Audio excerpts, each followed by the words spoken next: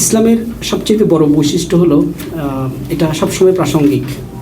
তার জন্ম থেকে এই পর্যন্ত সবসময় প্রাসঙ্গিক। বিশ্ব ব্যবস্থাতে, রাজনৈতিক ব্যবস্থায়, অর্থনৈতিক ব্যবস্থায়, সমাজ কাঠামো, সংস্কৃতিতে ইসলাম সবসময় প্রাসঙ্গিক। বর্তমান বুদ্ধিভিত্তিক দুনিয়াতে ইসলামের রাষ্ট্র কাঠামো নিয়ে ব্যাপক আলোচনা হচ্ছে। তো আমরা খুব সহজেই একটু ইতিহাসের গোড়ার দিকে যাই। আপনারা সবাই এখানে ইতিহাস সচেতন মানুষ। আপনারা খেলাফতের উৎপত্তি, ক্রমবিকাশ এবং ধারাবাহিকতা এগুলোর বিষয়ে আপনাদের আমি আশা করি যথেষ্ট ধারণা আছে। আমি জাস্ট আপনাদেরকে একটু সহযোগিতা করব পুরনো আলোচনায় ফিরে যেতে। মুহাম্মদ সাল্লাল্লাহু আলাইহি ওয়াসাল্লাম যখন অসুস্থ হয়ে যান, তার অসুস্থতার সময়ে হযরত আবু বকর রাদিয়াল্লাহু আনহু নামাজে ইমামতি করলেন, ইমাম হিসেবে দায়িত্ব পালন করলেন। এবং এর কিছু পরে আল্লাহ রাসূল সাল্লাল্লাহু আলাইহি সাল্লাম দুনিয়া থেকে চলে যান। হুজুর সাল্লাল্লাহু আলাইহি ইসলামের এই চলে যাওয়া থেকেই ইসলামের প্রাতিষ্ঠানিক পলিটিক্যাল কাঠামো শুরু।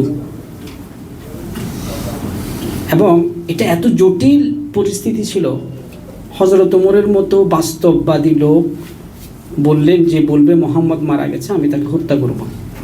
এবং ওই সময়টাতে কি করবেন, হুজুর সাল্লাল্লাহু আলাইহি ইসলামের এই অন্তর্ধান, ওফাত পরবর্তী সময়ে কঠিন পরিস্থিতিতে আনসার সদস্যদের একটা দল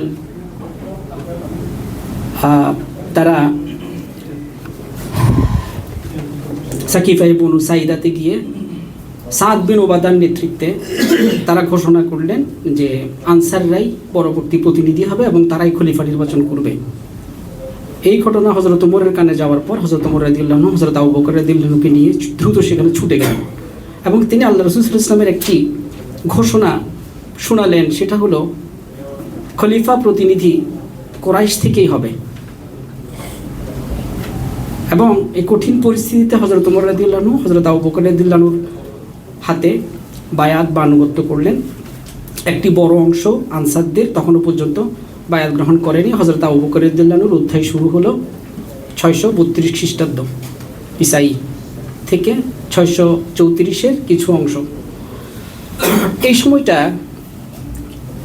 the Arab throughout the peninsula are relapsing into apostasy. সমস্ত আরব তার স্বধর্মে ফিরে যেতেছিল। ইসলামের কঠিন বিধিনিষেধ, মদ খাওয়া যাবে না, আমার উপার্জিত অর্থের 2.5 দিয়ে ফেলতে হবে, এছাড়া আমার সম্পদের অংশ, আমার কৃষি পণ্যের অংশ, আমার পালিত পশু প্রাণীর পশুদের অংশ, এবং ব্যভিচার বন্ধ, মদ্যপান কঠিনভাবে বন্ধ, জুয়া খেলা বন্ধ। আরবের সমাজ এবং সংস্কৃতিতে এই অপরিহার্য বিষয়গুলো এত ওতপ্রোতভাবে জড়িত ছিল যে তারা একটা বিশাল অংশ স্বধর্মে ফিরে যাচ্ছিল। এটাকে আমরা বলি রিদ্দার যে যুদ্ধ হযরত আবু বকর রাদিয়াল্লাহু আনহু করলেন, অত্যন্ত কঠিন একটি পরিস্থিতির মধ্যে তিনি পড়ে গেলেন। প্রচুর হাফেজে কোরআন শহীদ হয়ে গেলেন।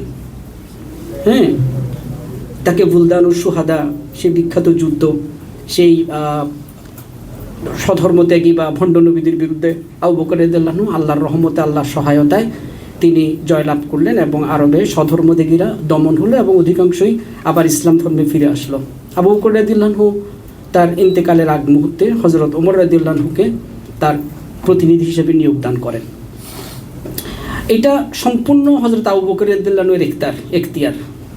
এরপর হযরত ওমর রাদিয়াল্লাহু আনহু 34 থেকে 44 পর্যন্ত 10 বছরের সময়কাল শুধু ইসলামের ইতিহাসে না, সমগ্র মানব সভ্যতার সুশাসনের ইতিহাসে, সাম্য প্রতিষ্ঠার ইতিহাসে, জাস্টিস, আদাল এবং এহসান প্রতিষ্ঠার ইতিহাসে এটা একটা অনবদ্য অধ্যায়। এই 10 বছর তিনি অনেকগুলো নতুন কাজ করলেন বিশ্ব সভ্যতার জন্য। সেই আদমশুমারি থেকে শুরু করে প্রত্যেক নাগরিকের জন্য ন্যূনতম 1 বেলা আহার, বছরে 1টি বস্ত্র। মানব সভ্যতার ইতিহাসে এর আগে এবং পরে যদি খেয়াল করেন যে কোনো রাষ্ট্রনায়কের পক্ষে যে ট্যাক্স দেয় না তাকে একটা বস্ত্র, ন্যূনতম 1 বেলা আহারের নিশ্চয়তা প্রদান করা এবং প্রত্যেক নবজাতক শিশুর জন্য রাষ্ট্রের বরাদ্দ থেকে অংশ নির্ধারণ করা আমার মনে হয় না আজ পর্যন্ত এটা অন্য পরবর্তী সময় কারো পক্ষে সম্ভব হয়েছিল। ওমর রাদিয়াল্লাহু আনহু এর প্রথম দিকে বেশ কিছু ঝামেলা যায়, ওদিকে আমরা যাব না। ওনার বিখ্যাত কাজগুলো হচ্ছে রোমানদের সাথে যুদ্ধ, বাইজেন্টাইনদের সাথে। বাইজেন্টাইন রোমান সাম্রাজ্য দুটো ভাগে বিভক্ত ছিল, পূর্ব রোমান এবং পশ্চিম রোমান। বাইজেন্টাইন হযরত ওমর রাদিয়াল্লাহু আনহুকে মোকাবেলা করতে ব্যর্থ হয়। হযরত ওমর এটা এই কারণে করছেন যেন তারপরে তার ছেলে আব্দুল্লাহ ইবনে ওমর খলিফা হইতে না পারে, সে যেন খলিফার প্রার্থী হতে না পারে, সেজন্য 7 নম্বর। হ্যাঁ, তখন সেই প্যানেলে সমান সমান হয়ে যাওয়ার পরে একটা ভোট হযরত ওসমান রাদিয়াল্লাহু আনহুর পক্ষে বেশি পড়ে, হযরত ওসমান রাদিয়াল্লাহু আনহু খলিফা হলেন। হযরত ওমর রাদিয়াল্লাহু আনহু যখন ইন্তেকাল করেন প্রচুর তালি জামাতে, এবং আরবদের সাধারণ জীবনযাপন করতেন, খেজুর পাতার চাটাইয়ের উপরে ঘুমাতেন, উমরের গায়ে চাটাইয়ের দাগ লেগে থাকতো, বাইরের থেকে পর্যটকরা আসতো তাকে এভাবে দেখতো। খলিফাতুল মুমিনিন, আমিরুল মুসলিমিন, এত দিনহীন জীবনযাপন করে এটাতে বিদেশিদের একটু দয়াই হতো মুসলমানদের উপরে। এবং ওমর এক বেলায় খেতেন আরবদের মধ্যে সবচেয়ে লম্বা ব্যক্তি, সবচেয়ে বলিষ্ঠ ব্যক্তি, সবচেয়ে সাহসী ব্যক্তি, সবচেয়ে রাগী ব্যক্তি। আল্লাহ রসুল বলতেন লম্বাদের মধ্যে ওমর আর বেটেদের মধ্যে আলী। হযরত ওমর রাদিয়াল্লাহু আনহু তার রাষ্ট্রীয় সকল সমস্যায় হযরত আলী রাদিয়াল্লাহু আনহুকে আহ্বান করতেন। আলী রাদিয়াল্লাহু আনহু তখন দুটো কাজে ব্যস্ত ছিলেন। তিনি কোরআনের একটা নুসখা অনুলিপি তৈরি করতেছিলেন এবং হাদিসের একটা সংকলন করতেছিলেন। এই অবস্থায় হযরত আলী রাদিয়াল্লাহু আনহু আসতেন এবং ওমর রাদিয়াল্লাহু আনহুকে পরামর্শ দিতেন বিভিন্ন যুদ্ধে, বিভিন্ন রাজনৈতিক সমস্যায়। হযরত ওমর রাদিয়াল্লাহু আনহুর একটা বিখ্যাত উক্তি আছে, লাউলা আলী লাহালাকাল ওমর, যদি আলী না হতো ওমর তো শেষ হয়ে যেত। এতটা গুরুত্ব দিতেন আলী রাদিয়াল্লাহু আনহুকে।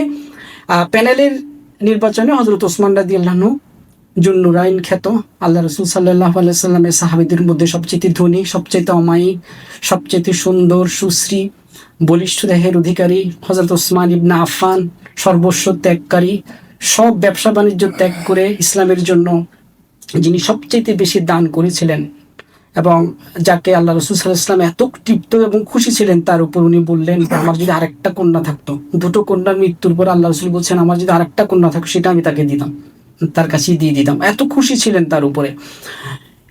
হযরত ওসমান রাদিয়াল্লাহু আনহু সভাপতি খুব কোমল ছিলেন। অধিকাংশ সময় কোরআন শরীফ অথবা ইমামতিতে নামাজে দাঁড়িয়ে তিনি অঝোর ধারায় কান্না করতেন। কাঁদতে কাঁদতে উনি ডুকরি ডুকরি পড়ে যাওয়ার অবস্থা হতো। অধিকাংশ সময় তিনি রোজা পালন করতেন, সিয়াম অবস্থায় থাকতেন। হযরত ওসমান রাদিয়াল্লাহু আনহু এর এই সরলতা এবং উদারতা, নমনীয়তার কারণে তার নিকট আত্মীয় স্বজনরা তার পাশে এসে ভিড় করে এবং অনেকগুলো গুরুত্বপূর্ণ পদ তারা নিয়ে নেয়। এর মধ্যে সবচেয়ে গুরুত্বপূর্ণ পদ যেটা সিরিয়ার গভর্নরের পদ হযরত মুয়াবিয়া রাদিয়াল্লাহু আনহুকে দেওয়া হয়। অনেকগুলো অভিযান হয়। ওসমান রাদিয়াল্লাহু আনহু মুসলমানদের ইতিহাসে প্রথম নৌবাহিনী করার জন্য প্রচেষ্টা গ্রহণ করেন এবং বেশ কয়েকটি দ্বীপ তার নেতৃত্বে দখল হয়। প্রচুর সম্পদ এসে মদিনায় জমা হতে থাকে এবং ওই সময় প্রথম বিদ্রোহটা শুরু হয় হযরত আবু যর গিফারি রাদিয়াল্লাহু আনহু বর্ণিত একটা হাদিস দিয়ে।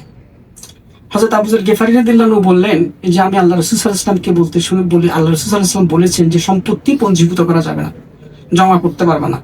এটা যে সম্পদটা আসছে রাষ্ট্র বিজয়ের কারণে সেটাকে ডিসেন্ট্রালাইজ করতে হবে, যেভাবে হোক সম্পত্তি বিকেন্দ্রীকরণ করতে হবে। বললেন যে তোমাকে হযরত ওসমান রাদিয়াল্লাহু আনহুর কাছে ধরে আনা হলো, আবু যর গিফারি রাদিয়াল্লাহু আনহুকে বলা হলো যে এই হাদিস, এই বর্ণনা তোমরা কেউ শুনছো কিনা? উপস্থিতি বললো যে না, এটা আমরা শুনি নাই। তখন আবু যর গিফারি রাদিয়াল্লাহু আনহুকে বলা হলো যে এই হাদিসের সত্যতা কে নিশ্চয়ন করবে? তখন হযরত আবু যর গিফারি রাদিয়াল্লাহু আনহু বললেন যে আলীকে বলেন। হযরত আলী রাদিয়াল্লাহু আনহুর কাছে লোক পাঠানো হলো যে আপনি এই হাদিসটা শুনেছেন কিনা। হযরত আলী রাদিয়াল্লাহু আনহু জিজ্ঞাসা করলেন কে বলেছে? আবু যর গিফারি বলেছে। বললেন, হযরত আলী বললেন যদি আবু যর গিফারি বলে থাকে তাহলে এটা সত্য। কেন? বললেন যে আমি আল্লাহ রাসূলকে বলতে শুনেছি জমিনের উপরে আকাশের নিচে আমার আবু যরের চাইতে সত্যবাদী কেউ নেই। এরপরেই এটা টার্মোয়েল সিচুয়েশন তৈরি হয়ে যায়। বিশাল একটি গ্রুপ হযরত আবু যর গিফারি রাদিয়াল্লাহু আনহুর কাছে সমবেত হয় এবং ইনি এমন এক সাহাবী ছিলেন তিনি যখন যেখানে যেতেন সেখানে লোকজন তাকে ঘিরে ধরতো, কারণ তার একটি খেতাব ছিল, সেটা হচ্ছে রাসূলের প্রিয় সাহাবী। রাসূলের প্রিয় সাহাবী আবু যর এসেছেন। পরে এই অবস্থায় তাকে সিরিয়ায় পাঠিয়ে দেওয়া হয়। সিরিয়ায় সেখানে হাজার হাজার লোক তাকে বিভিন্ন প্রশ্ন রাসূলের সাল্লাল্লাহু আলাইহি ওয়াসাল্লামের বিভিন্ন ঘটনা শোনার জন্য তাকে ঘিরে ধরে মুয়াবিয়া রাদিয়াল্লাহু আনহু অপারগ হলেন এবং সেখান থেকে তাকে রাখা হলো না, তাকে ফেরত পাঠানো হলো, পরে তাকে রাবাজায় পাঠিয়ে দেওয়া হলো।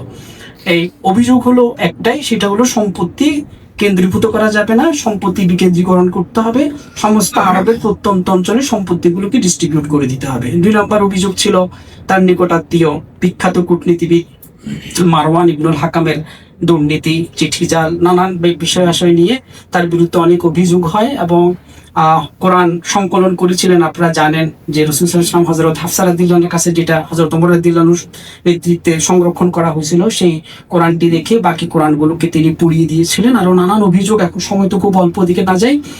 এবং সেই বিদ্রোহে মুসলমানদের হাতে প্রথম মুসলমানদের রক্তপাত হয় এবং হযরত ওসমান রাদিয়াল্লাহু আনহু তার গৃহে শহীদ হয়ে যান। এবং হযরত ওসমান রাদিয়াল্লাহু আনহুর শাহাদাতের পরপরই চতুর্থ নাম যেটি আসে সেটি আলী রাদিয়াল্লাহু আনহু। কোনো নিঃসন্দেহে তাকে লোকজন আনুগত্য করতে থাকে। আলী রাদিয়াল্লাহু আনহু বলছেন, লোকেরা আমার দিকে এমন ভাবে ধাবিত হচ্ছিল যেন মেষশাবকরা তার মুনিবের দিকে খাওয়ার জন্য ধাবিত হয়, এমন ভাবে আসতেছিল, আমার কাপড় ছিঁড়ে ফেলছিল লোকরা আনুগত্যের জন্য।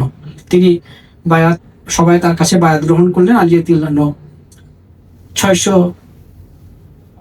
সম্ভবত 56 সালে হযরত ওসমান রাদিয়াল্লাহু আনহু 12 বছর, 44 থেকে 56 সালে আলী রাদিয়াল্লাহু আনহু মুসলিম বিশ্বের চতুর্থ খলিফা হিসেবে আসেন। হযরত আলী রাদিয়াল্লাহু তাআলা আনহু আসাদুল্লাহিল গালিব, আল্লাহ রাসূল সাল্লাল্লাহু আলাইহি ওয়াসাল্লামের চাচাতো ভাই, এবং তার জন্মের পর থেকে তিনি এত নিবিড়ভাবে আল্লাহ রাসূল সাল্লাল্লাহু আলাইহি ওয়াসাল্লামকে পেয়েছিলেন, বলা হচ্ছে আলীর পায়ের তালু থেকে মাথার চুল পর্যন্ত এমন কোনো স্থান ছিল না যেখানে মুহাম্মদ সাল্লাল্লাহু আলাইহি ওয়াসাল্লামের স্পর্শ লাগেনি।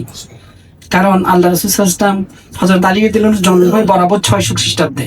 হুজুর সাল্লাল্লাহু আলাইহি ওয়াসাল্লাম আল্লাহ রাসূল সাল্লাল্লাহু আলাইহি ওয়াসাল্লামের চাচা হযরত আবু তালিব দুর্ভিক্ষের সময় হযরত আলী রাদিয়াল্লাহু আনহুকে আল্লাহ রাসূলের কাছে রেখে যান।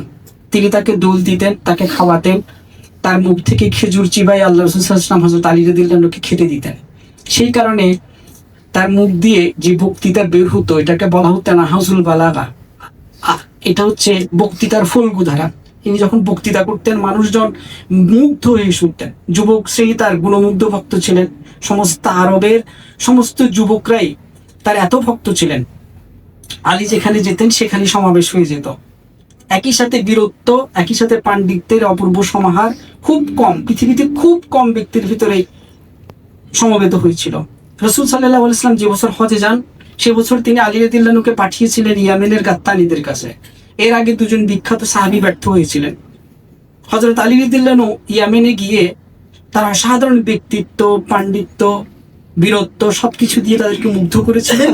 তারা সদল বলে হযরত আলী রাদিয়াল্লাহু আনহুর কাছে বায়াত গ্রহণ করে এবং ইসলাম ধর্ম গ্রহণ করে। এই খবর হুজুর সাল্লাল্লাহু আলাইহি ওয়াসাল্লাম যখন হজ করে ফিরে আসছেন, গাদিরে হুম নামক জায়গাতে তিনি একত্রিত করলেন। এই সুসংবাদ পাওয়ার পর উটের জিনগুলোকে একটির উপর একটি তুলে আল্লাহ রাসূল সাল্লাল্লাহু আলাইহি ওয়াসাল্লাম সেটার উপর দাঁড়িয়ে একটি বিখ্যাত বক্তৃতা করেছিলেন, খুতবাতুল গাদিরে হুম। সেখানে ইনি বলেছিলেন, আল্লাহ রাসূল সাল্লাল্লাহু আলাইহি ওয়াসাল্লাম বলেছিলেন যে আমি যার মাওলা, আলী তার মাওলা। এরপরে সমস্ত সাহাবীরা আল্লাহ রাসূল সাল্লাল্লাহু আলাইহি ওয়াসাল্লামের এই প্রিয় সাহাবীকে, তার চাচাতো ভাইকে, তার জামাতাকে অভিনন্দন করেন। এমনকি হযরত ওমর রাদিয়াল্লাহু আনহু সহ অনেকেই অভিবাদন করেছিলেন। এই কারণে খেলাফতের প্রশ্নে বারবার যে নামটি প্রথম থেকে উচ্চারিত হয়ে আসছিল সেটি হচ্ছে হযরত আলী রাদিয়াল্লাহু আনহু। বলা হয় সবচেয়ে যোগ্য ব্যক্তিটা সবচেয়ে পরেই খেলাফতের দায়িত্ব পেলেন। কঠিন পরিস্থিতি, হাজার লোক বিদ্রোহ করেছে, ওসমান হত্যার প্রতিশোধ নিতে হবে। মুয়াবিয়া রাদিয়াল্লাহু আনহু এই সুযোগটা কাজে লাগালেন এবং তিনি 2টো দাবি পাঠালেন। 1 নম্বর দাবি, ওসমান হত্যাকারীদেরকে শায়েস্তা করুন। 2 নম্বর, এই ঘটনার দায়বদ্ধতা স্বীকার করুন। খুবই কূটনৈতিক প্রস্তাব, দুটোর যে কোনো একটা মানাও অসম্ভব তার পক্ষে। হযরত আলী রাদিয়াল্লাহু আনহু প্রথমটা বেছে নিলেন। উনি বললেন যে আমি তাদের বিচার করব। পরের দিন প্রায় 10,000-এর মতো বিদ্রোহী এসে আলী রাদিয়াল্লাহু আনহুর ঘর ঘিরে ফেললো এবং তারা বললো আমরা সকলেই ওসমানের হত্যাকারী, আমাদেরকে হত্যা কর। এটা একটি জটিল পরিস্থিতি। এই সময় হযরত আয়েশা রাদিয়াল্লাহু আনহা, আপনারা জানেন ইসলামের ইতিহাসের অত্যন্ত স্পর্শকাতর একটি অধ্যায়, তিনি হযরত আলী রাদিয়াল্লাহু আনহুর বিরুদ্ধে তার একটু ব্যক্তিগত ক্ষোভ ছিল। যখন হযরত আয়েশার বিরুদ্ধে ইফকের ঘটনা হয় তখন আল্লাহ রাসূল সাল্লাল্লাহু আলাইহি ওয়াসাল্লাম আলীর কাছে পরামর্শ চেয়েছিলেন। আলী বলেছিলেন, ইয়া রাসূলুল্লাহ, আপনি চাইলে তো অন্য স্ত্রী গ্রহণ করতে পারেন। এই ঘটনা হযরত আয়েশা রাদিয়াল্লাহু আনহা কখনো মানতে পারেননি।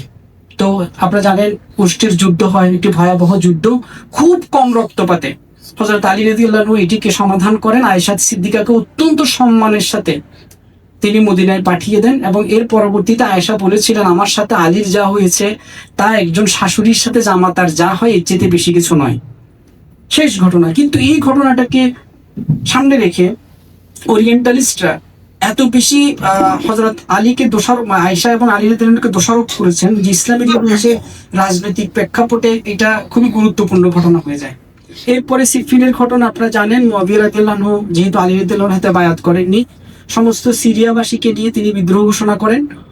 50,000 সৈন্যের 30,000ই ছিল খ্রিস্টান, বাইজান্টাইন সৈন্য, এবং হযরত আলী রাদিয়াল্লাহু আনহুর কাছে 40 থেকে 45,000 সৈন্য ছিল, অধিকাংশই আরবের স্থায়ী বেদুইনরা, যারা বড় বৃহৎ যুদ্ধ পরিচালনায় অভিজ্ঞ ছিল না। এরপরও যুদ্ধ জয় নিশ্চিত হয়ে গেছিল। শেষ পর্যন্ত আমর ইবনুল আস, আরবের শ্রেষ্ঠ কূটনীতিবিদ, তিনি কোরআনকে সমাধানের জন্য বর্ষার আগায় বেঁধে দিলেন। আলী রাদিয়াল্লাহু আনহুর সৈন্যরা সবাই বললো যে কোরআনই সমাধান করবে। এরপর বাকি ঘটনা আপনাদের অনেকেই জানা আছে। হযরত আলী রাদিয়াল্লাহু আনহুর পক্ষ থেকে আবু মুসা আল আশআরী এবং হযরত মুয়াবিয়া রাদিয়াল্লাহু আনহুর পক্ষ থেকে আমর ইবনুল আস সমাধানের জন্য যায়, এবং এই সমাধানে হযরত আবু মুসা আল আশআরী অত্যন্ত সরল একজন মানুষ ছিলেন এবং তিনি হযরত আলী রাদিয়াল্লাহু আনহুর পক্ষের লোক ছিলেন না, আসলে নিরপেক্ষ লোক ছিলেন। তখন তিনি নীরবে নিভৃতি ইবাদত করতেন। তো উনি অত্যন্ত সরলভাবে আলী রাদিয়াল্লাহু আনহুকে বরখাস্ত করেন। আমর ইবনুল আস সেই জায়গায় হযরত মুয়াবিয়া রাদিয়াল্লাহু আনহুকে স্থলাভিষিক্ত করে। হযরত আলী রাদিয়াল্লাহু আনহু এর খেলাফতের বৈধতা নিয়ে বড় ধরনের প্রশ্ন ওঠে। আলী রাদিয়াল্লাহু আনহু এর পর দীর্ঘ সময় কুফাতে কাটান। সেখানে আব্দুর রহমান ইবনে বালজামের হাতে তিনি আহত হন। তার মাথায় দুটো দাগ ছিল। একটা ছিল উহুদের যুদ্ধে আমর ইবনে আব্দে উদের আঘাতের ক্ষত, আরেক পাশে আব্দুর রহমান ইবনে বালজামের আঘাতের ক্ষত। হযরত আলী রাদিয়াল্লাহু আনহুকে যে জুলফিকার বলা হয় তার একটা কারণ হচ্ছে তিনি দুটো মাথা বিশিষ্ট তরবারি ব্যবহার করতেন। হ্যাঁ, সেজন্য জুলফিকার। আরেকটা ব্যাপারে বলা হয় যে তার মাথায় দুটো কাটা দাগ ছিল দুই পাশে, সে কারণেই তাকে জুলফিকার বলা হয়।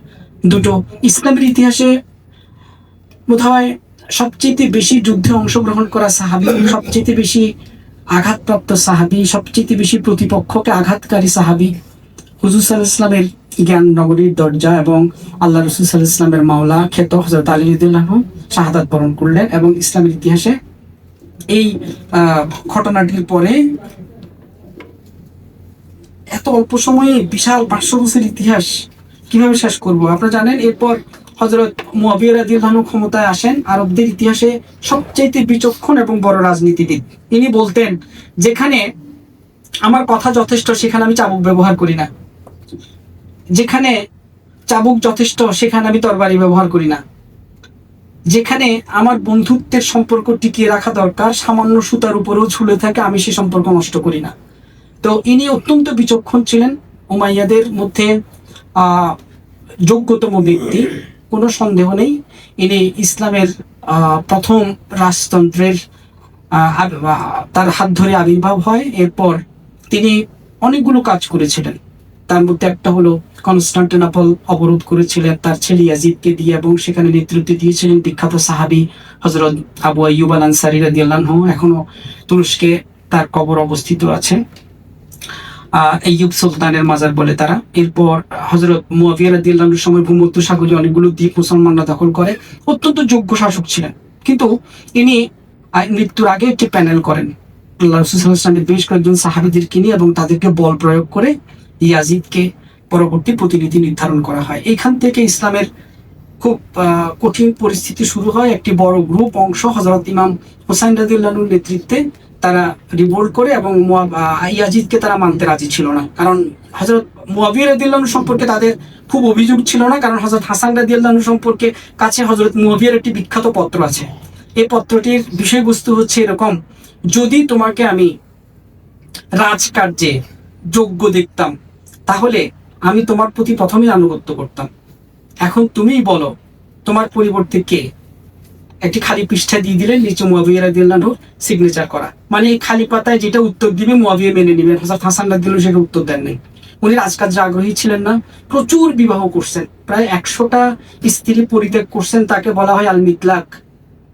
তিনি প্রচুর তালাক দিছেন এবং এই সমস্ত স্ত্রীদের যে কোনো একজনের ষড়যন্ত্রে বিষ পান হত্যা করা হয়। অনেকেই মুয়াবিয়ার প্রতি দৃষ্টি নিক্ষেপ করে, আল্লাহ ভালো জানেন।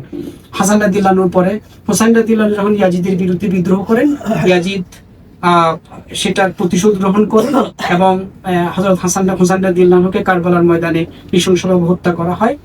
মুয়াবিয়া রাদিয়াল্লাহু আনহুর পরে ইয়াজিদ পরবর্তী মারওয়ান ক্ষমতায় আসে। খুব বেশি দিন টিকেটাই মারওয়ানের ছেলেরা, বিশেষ করে আব্দুল মালিক বিন মারওয়ান, ইনি মুসলিম বিশ্বের শ্রেষ্ঠতম একজন নরপতি ছিলেন এবং রাজা ছিলেন। মুয়াবিয়া রাদিয়াল্লাহু আনহু নিজেকে খলিফা বলতেন না, তিনি আমির বলতেন এবং তিনি মুলক শব্দটি ব্যবহার করতেন এবং তিনি ছিলেন মুলকের প্রধান।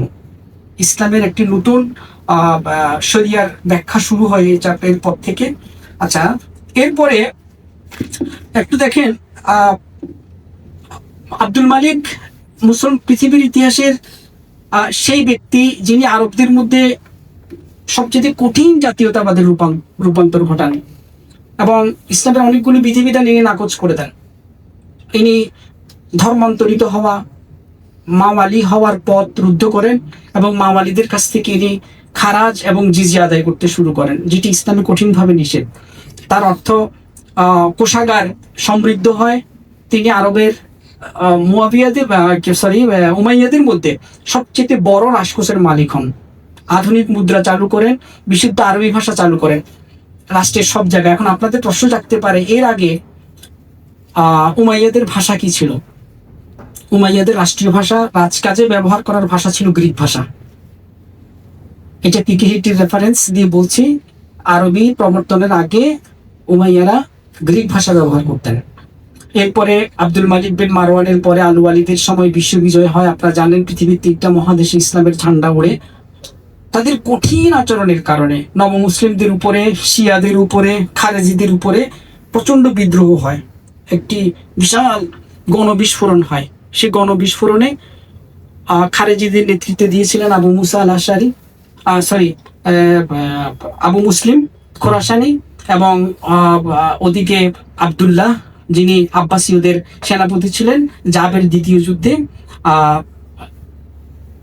উমাইয়ারা পরাজিত হয় আব্বাসীয়দের কাছে এবং আব্বাসীয় খলিফা আবুল আব্বাস, নিজেকে আস-সাফা বলে, তিনি আব্বাসীয় নেতৃত্ব গ্রহণ করেন। উমাইয়াদের শাসনের পরিসমাপ্তি হলো একদল লোক, একজন আব্দুর রহমান আদ-দাখিল তার বিশ্বস্ত ভৃত্য আল বদরকে নিয়ে কৌশলে পালিয়ে চলে যান এবং তিনি স্পেনে একটি নতুন উমাইয়া আমিরাত প্রতিষ্ঠা করেন। সেটি অন্য ইতিহাস, আমরা আব্বাসী পিরিয়ডে যাব। এই আব্বাসীয় পিরিয়ডে আবুল আব্বাস আস-সাফার পরে আসলেন আবু আল মানসুরের কিছুদিন পরে, 2 চ্যাপ্টার পরে হারুনুর রশিদ, এরপর মামুনুর রশিদের 2 পুরুষ কি 3 পুরুষ পরে আব্বাসীয়দের দুর্বলতার সময়টা শুরু হয়ে যায়। আর সময়ের সংক্ষিপ্ততা, আমি প্রত্যেকের বিস্তারিত ইতিহাস বলছি না। এখন আসি যে খেলাফত থেকে রাজতন্ত্র, এই পরিবর্তন, রূপান্তর, এটা ইসলামের দৃষ্টিভঙ্গিটা কি? ইসলামে কোন পদ্ধতিতে আমির নিযুক্ত হবে সেটার ব্যাপারে স্পেসিফিক কোনো নির্দেশনা নাই। ইবনে তাইমিয়া রাহমাতুল্লাহ আলাইহি তার আল মুকাদ্দিমা গ্রন্থের 26 অধ্যায়ের প্রথম দিকে যে কথা বলছেন, ইনি ইমাম এবং খলিফাকে এক করে দেখছেন। খলিফা, ইমাম এবং আমির একই জিনিস। তাদের উদ্দেশ্য কি? তাদের উদ্দেশ্য হচ্ছে জাস্টিস প্রতিষ্ঠা করা, ন্যায় বিচার প্রতিষ্ঠা করতে হবে, সাম্য প্রতিষ্ঠা করতে হবে, শান্তি আনয়ন করতে হবে। সেটা যে কোনো প্রক্রিয়ায় হতে পারে। এখন যারা বলছেন যে খলিফাই হতে হবে মুসলিম রাষ্ট্রের প্রধান, তাদের যুক্তিটা হচ্ছে যে প্রথম খলিফা তিনি নিজেকে খলিফা বলেছিলেন, তিনি খলিফা বলেছিলেন খলিফাতুর রাসূল, ইনি কিন্তু খলিফাতুল্লাহ বলেন নাই। কোরআন শরীফে খলিফা শব্দটা শুধু 2টো জায়গায় এক বচন আছে, বাকি সব জায়গাতে বহু বচন। অর্থাৎ মানব সমাজকে আল্লাহ পাক রব্বুল আলামিন খলিফা বলছেন, ইন্নী জাইলুন ফিল আরদি খলিফা। হ্যাঁ, আমি আমার পৃথিবীতে আমার প্রতিনিধি প্রেরণ করবো। আদম আলাইহিস সালামের জন্য এক বচন, আদম আলাইহিস সালামের পরবর্তী সবার জন্য বহু বচন হিসাবে ব্যবহার করা হয়েছে। এখন এরপরে আসে 2টো মূল পার্থক্য, একটা হলো খেলাফত এবং ইমামিয়া।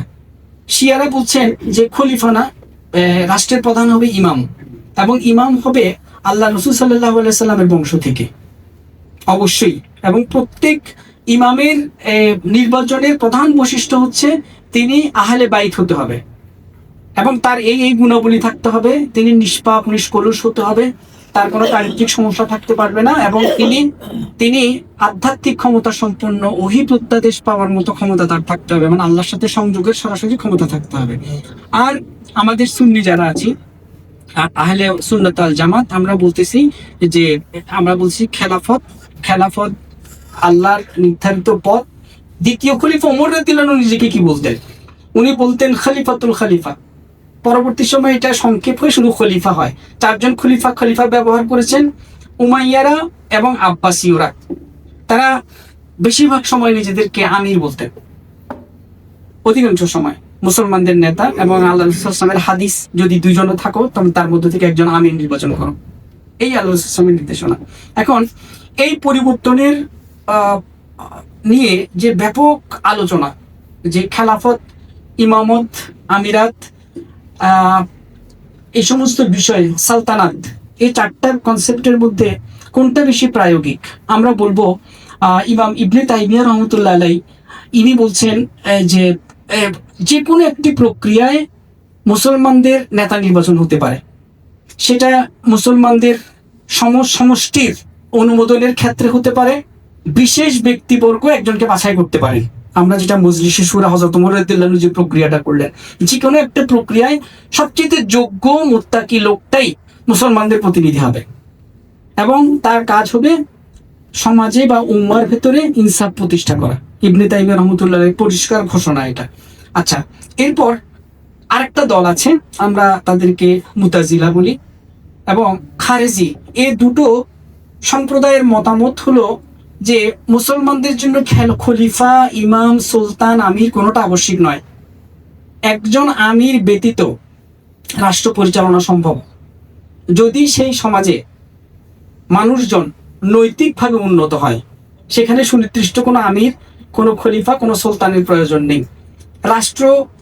রাষ্ট্রপতি ছাড়া বা প্রধানমন্ত্রী ছাড়াও তো রাষ্ট্র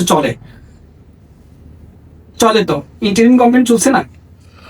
হ্যাঁ, জুলাই বিপ্লবের পরে প্রধানমন্ত্রী তো ছিল না। এরকম পৃথিবীতে বহু সময় গেছে যেখানে রাষ্ট্রপতি ছাড়া, প্রধানমন্ত্রী ছাড়া, খলিফা ছাড়াও রাষ্ট্র পরিচালনা সম্ভব। এখন খলিফা নির্বাচনের জন্য যখন এই জটিল পরিস্থিতি তৈরি হয়, রক্তারক্তি হয়, তার চেয়ে উত্তম হলো যে কয়েকজন মিলে একটি রাষ্ট্র পরিচালনা করা। ঠিক আছে, এটাকে আপনারা মজলিসুস শুরা বলতে পারেন। শুরা খলিফা বা সুলতান, আমির নির্বাচন করতেও পারে, নাও করতে পারে। তারা চাইলে নিজেরাই অংশীদারের ভিত্তিতে রাষ্ট্র পরিচালনা করতে পারে।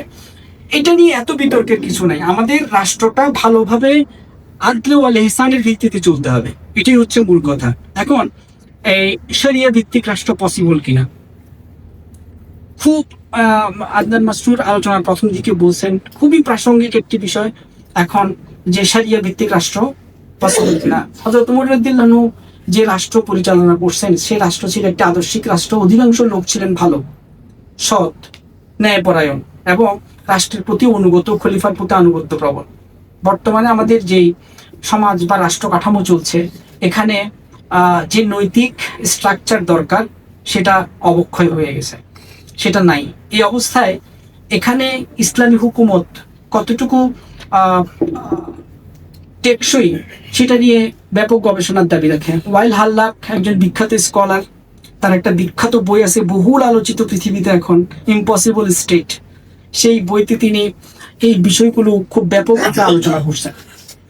তো আমরা আশা করব যে খুব সংক্ষেপে যেভাবে খেলাফত রূপান্তর হয়ে রাজতন্ত্রে চলে গেল, এবং সেটা চলছে সিলসিলা ক্রমে এখনো পর্যন্ত। মধ্যপ্রাচ্যের সমস্ত দেশগুলোতেই এই পদ্ধতিটা অনুসরণ করে, তারা রাজতন্ত্রের দিকে গেল। এখন সেই রাজতন্ত্র বৈধ কি অবৈধ, তার চেয়ে গুরুত্বপূর্ণ বিষয় হলো যে রাজতন্ত্র শান্তি প্রতিষ্ঠা করতে সফল কিনা। হুজুর সাল্লাল্লাহু আলাইহি ওয়াসাল্লামের একটি হাদিস, যেটি সূত্র আমি খুঁজে পাইনি, যে সেখানে বলা হচ্ছে অশান্তপূর্ণ কয়েকটি মুহূর্তের চাইতে রাজতন্ত্রের একটি মুহূর্ত গুরুত্বপূর্ণ। এটা ওয়াইল হাল্লাক তার একটা বইতে রেফারেন্স হিসেবে ইউজ করছেন। পরে আমি বিভিন্ন আলেম ওলামার কাছ থেকে খবর নিয়ে জানতে পারলাম যে সহি বিশুদ্ধ সিয়াসিত্তার কিতাবের মধ্যে হাদিসটা নাই। যেহেতু ওয়াইল হাল্লাক ব্যবহার করছেন, নিশ্চয় তার কাছে সূত্র আছে এটা, যে অশান্তির চাইতে বরং স্বৈর শাসন ভালো। বিষয়বস্তুটা হচ্ছে এরকম অনেকটা। তো আমরা আপনাদের উপরে এটার দায়িত্বটা ছেড়ে দিলাম যে আমাদের ইসলামিক স্টেট প্রয়োজন। ইসলামিক স্টেটের জন্য যে আদর্শিক কাঠামো প্রয়োজন সেটা আমরা কিভাবে তৈরি করব, সেটা আমাদেরকে সেই স্ট্রাকচারটা তৈরি করতে হবে। যদি সমাজে অধিকাংশ লোক ভালো, ন্যায়পরায়ণ এবং আদর্শিকভাবে বিশ্বস্ত না হন, তাহলে সেখানে খেলাফত, ইসলামী শাসন টিকবে না। কারণ ইসলামী শাসনের কিছু বিধিবিধান আছে যেগুলো সাধারণ মানুষ মানবে না। যেখানে যে দেশে জুতা চুরি হয় মসজিদের ভেতরে, সেই দেশে ইসলামী শাসন আসতে এখনো সময় আছে। প্রত্যেকটা মানুষ চিন্তায় থাকে মসজিদে গেলে তার জুতাটা চুরি হয়ে যায় কিনা, তার পকেট মার হচ্ছে কিনা, বা তার জিনিস যেটা খোয়া গেল সেটা আমি ফিরে পাচ্ছি কিনা। যতদিন আপনি এই বিষয়টা নিশ্চিন্ত হবেন না যে আপনার হারানো জিনিস আপনার কাছে ফিরে আসবে, অতদিন পর্যন্ত আমি মনে করি যে ইসলামিক স্টেট আশা করা আমাদের জন্য অত্যন্ত দুরূহ। সেই রকম একটা সমাজ আমরা গড়ে তুলি বিশ্বস্ততার ভিত্তিতে, তাকওয়ার ভিত্তিতে, ইনসাফের ভিত্তিতে, আদলের ভিত্তিতে, এবং এমন সমাজ গঠিত হবে যেখানে চট্টগ্রাম থেকে একদম লালমনিরহাট পর্যন্ত একজন পূর্ণবয়স্ক নারী সে একাকী সফর করতে পারে, তার সাথে প্রচুর স্বর্ণালঙ্কার এবং দামি জিনিসপত্র নিয়ে। সেই সময় না আসা পর্যন্ত আমরা প্রচেষ্টা করতে থাকবো একটি আদর্শিক ইসলামিক রাষ্ট্র গঠনের জন্য। সময় খুবই সংক্ষিপ্ত, আমি অনেকগুলো বিষয় স্কিপ করে গেছি, সেখানে আমি অনেক কিছু লিখে নিয়ে আসছিলাম। মাত্র 40-45 মিনিট সময়ের মধ্যে বিস্তারিত আলোচনা সম্ভব নয়। ধন্যবাদ সবাইকে। ওমা তাওফিক ইল্লা বিল্লাহ। আসসালামু আলাইকুম।